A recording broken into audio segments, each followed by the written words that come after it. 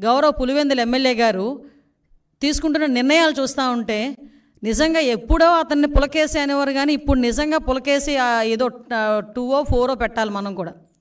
ఎందుకు ఈ మాట చెప్తున్నానంటే, ఇదే జగన్మోహన్ రెడ్డి కల్తీ నెయ్యి వాడారు అని చెప్పి చంద్రబాబు నాయుడు గారు గౌరవ ముఖ్యమంత్రి గారు చెప్పిన తర్వాత బయటకు వచ్చి చంద్రబాబు నాయుడు గారి మీద ఎదురుదాడి చేయటం కూడా మనం చూసాం.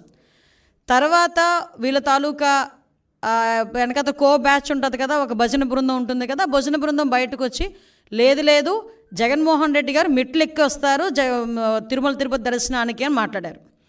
అది కట్ చేస్తే కాదు, నా కాలినడకని కాదు, దర్శనానికి వస్తారు అన్నారు.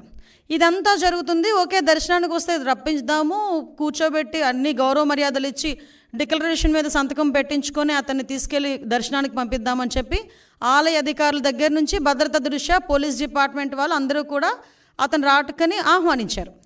ఆల్ ఆఫ్ సడన్ అతనికి ఇష్టం లేకనో లేకపోతే ఇంట్లోంచి బయటికి తల్లి చెల్లికి పట్టిన గతి పడతాదని భయం వేసో తెలియదు, కానీ ఆటోమేటిక్గా లాస్ట్ మినిట్లో అయితే నేను వెళ్ళట్లేదు అని చెప్తూ కుంటి సాకులు చెప్పే పరిస్థితి వచ్చింది. ఏంటా కుంటి సాకులు అంటే డైరెక్ట్గా బయటకు వచ్చి మాకు నోటీసులు ఇచ్చారు అన్నారు. అరే, పోలీస్ యాక్ట్ సెక్షన్ 30 అన్నది ఈరోజు చంద్రబాబు నాయుడు గారు తీసుకొచ్చింది కాదు. నీకులాగా జీవో నెంబర్ 1 ఇచ్చి సభలు అది ఆపుదామని చెప్పి లోకేష్ గారు పాదయాత్ర చేసినప్పుడు వచ్చిన జీవోలు కాదు ఇవి. పోలీస్ యాక్ట్ సెక్షన్ 30 అన్నది ఎప్పుడైనా శాంతి భద్రతలకు విఘాతాలు కలుగుతాయి అనుకునేటప్పుడు డిపార్ట్మెంట్ వాళ్ళు రెగ్యులర్గా ఇచ్చే నోటీస్ అది.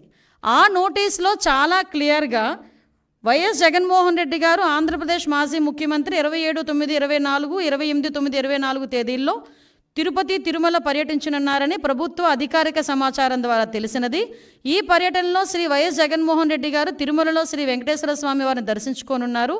ఈ పర్యటనకు స్వాగతం పలికేందుకు తిరుపతి జిల్లా మరియు పరిసర జిల్లాల నుంచి సుమారు 10,000 మంది వైఎస్ఆర్సీపీ నాయకులు కార్యకర్తలు తిరుపతికి రావాలని సోషల్ మీడియా ద్వారా విస్తృత ప్రచారం జరుగుతున్నది. అదేవిధంగా ఈ పర్యటన అడ్డుకుంటామని వివిధ రాజకీయ పార్టీలు, హిందూ ధార్మిక సంఘాలు, ప్రజా సంఘాలు కూడా సోషల్ మీడియా ద్వారా విస్తృత ప్రచారం జరుగుతున్నది.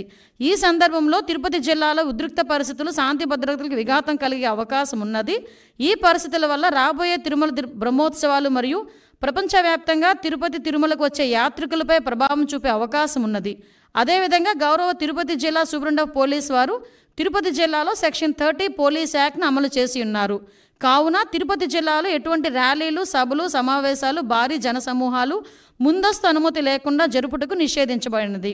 ఇట్టి నిబంధనలు ఎవరైనా అతిక్రమించిన ఎడల వారిపై చట్టపరమైన చర్యలు తీసుకొనబడును. కావున అన్ని వర్గాల వారు తిరుపతి జిల్లాలో శాంతి భద్రత పరిరక్షణకై పోలీసు వారికి సహకరించాల్సిందిగా కోరడమైనది. ఇది నోటీస్. దీన్ని నిన్న కావాలని 10 సార్లు చూపించి ఇందులో ఏదో అతనికేదో నోటీసులు ఇచ్చామని చెప్పి మాట్లాడి ప్రజలకి ఒక రాంగ్ పర్సెప్షన్ క్రియేట్ చేయడానికని చాలా విశ్వ ప్రయత్నాలు చేశాడు జగన్మోహన్ రెడ్డి. నేనేమంటానంటే జగన్మోహన్ రెడ్డికి సూటిగా అడుగుతున్నా, జగన్మోహన్ రెడ్డికే కాదు వాళ్ళ తాలూకా నాయకులందరికీ కూడా, ఒక్క బైండ్ ఓవర్ అయినా మేము చేసామా? ఒక్క నాయకుడినైనా హౌస్ అరెస్ట్ చేసామా?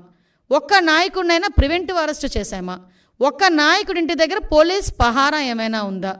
కనీసం ఎక్కడైనా మీకు ఆయన ఎయిర్పోర్ట్లో నుంచి దిగిన తర్వాత మళ్ళీ అక్కడికి వెళ్ళినంత వరకు కూడా అతనికి భద్రత నిమిత్తం ఉండే పోలీసులు తప్పించి పోలీసులు భారీగా మోహరించిన పరిస్థితులు ఏమైనా ఉన్నాయా?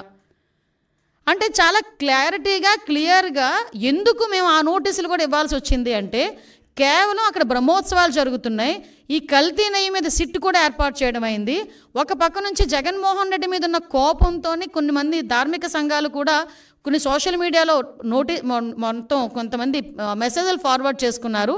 At the same time YSRCP నాయకులు కూడా భారీగా జన సమీకరణ చేయడానికి వాళ్ళు సోషల్ మీడియాలో మెసేజ్లు ఫార్వర్డ్ చేసుకున్నారు. ఈ నేపథ్యంలో ప్రజలకు ఇబ్బంది కలగకుండా, యాత్రికులకు ఇబ్బంది కలగకుండా, విఐపీస్కి ఇబ్బంది కలగకుండా ఉండటానికి రెగ్యులర్గా శాంతి భద్రతలు విఘాతం కలిగిస్తాయనుకునేటప్పుడు పోలీస్ డిపార్ట్మెంట్ వాళ్ళు ఇచ్చే నోటీస్ అది. ఆ నోటీస్ కూడా జగన్మోహన్ రెడ్డికి ఇవ్వలేదే. జగన్మోహన్ రెడ్డిని రావద్దు అని ఎవరు చెప్పలేదే. మీరు రాకండి అని మేము ఎవరూ చెప్పలేదే. వస్తే మిమ్మల్ని అరెస్ట్ చేస్తామని చెప్పలేదే. ఏ రోజు చంద్రబాబు నాయుడు గారిని ఎయిర్పోర్ట్లోనే ఆపేసినట్టుగా మేము ఎప్పుడు ఆపడానికి మేము ప్రయత్నం చేయలేదే. నిజంగా జగన్మోహన్ రెడ్డి గారిని ఆపాలనుకుంటే ఆయన ఇంత ధైర్యంగా ఈ సెంట్రల్ జైలు విజిట్లు చేసేవాడు. ఆయన ఎంతమంది సెంట్రల్ జైల్లో ఉంటే విజిట్లు చేశాడు ఆయన? మేము ఎప్పుడైనా ఆపామా? అంటే విషయం ఏంటంటే మేము ప్రజాస్వామ్యబద్ధంగా ముందుకెళ్తున్నప్పుడు మా మీద బురద చల్లటానికి పోలీసు నోటీసులు నాకు ఇచ్చారు అని చెప్పి నిన్న అతనికి వెళ్ళడానికి ఫస్ట్ ఆఫ్ ఆల్ అతనికి వెళ్ళడానికి ఇష్టం లేదు తిరుమల తిరుపతి దేవస్థానానికి. దట్టు డిక్లరేషన్ ఇచ్చి వెళ్ళడానికి అసలు ఇష్టం లేదు. మళ్ళీ నేను నొక్కి పెడుతున్నా, డిక్లరేషన్ వన్స్ ఇచ్చి కనుక ఆయన టెంపుల్లోకి వెళ్తే వాళ్ళ ఇంట్లో తల్లికి చెల్లికి బట్టిన గతే అతనికి పడతాదేమో అన్న ఉద్దేశంతో అతను వెళ్ళడం మానేశాడు. ఆ మర్మం ఏంటో మీరే గ్రహించండి.